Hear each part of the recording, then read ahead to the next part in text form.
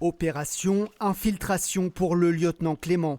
Passé par l'école de Saint-Cyr, il fait son premier exercice de terrain. Objectif, assurer un lieu d'observation idéal. Sur le terrain, comme on dit, le terrain commande, on doit s'adapter. Et par exemple ici, je dois faire des concessions et trouver une position qui assure à la fois de bonnes vues sur mes objectifs qui m'ont été donnés et un certain camouflage, une certaine discrétion. Positionnement, transmission radio ou camouflage, ici, chacun a un rôle précis. On nous met vraiment en situation, une première situation, pour comprendre réellement donc, notre futur métier. Donc c'est très responsabilisant et voilà. Tous sont en formation à l'école d'artillerie pour apprendre à se débrouiller dans toutes les situations. Ils doivent mettre en œuvre de la boussole jusqu'à ce qu'on appelle une vector, une jumelle qui va télémétrer et qui va acquérir un objectif à des coordonnées vraiment précises.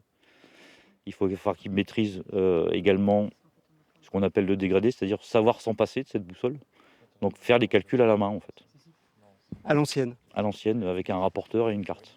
À quelques kilomètres de là, les coups de feu résonnent. Dans cette forêt, 80 soldats s'affrontent en temps réel, avec à leur tête de jeunes lieutenants de l'école d'infanterie.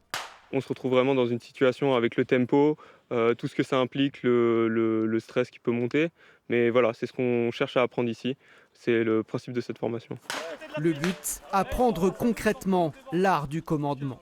Ce qu'on évalue ici, c'est la capacité d'un jeune lieutenant à concevoir, à diffuser des ordres et à conduire ensuite sa manœuvre sur le terrain. Dans moins d'un an, ces cadres des écoles militaires de Draguignan seront opérationnels.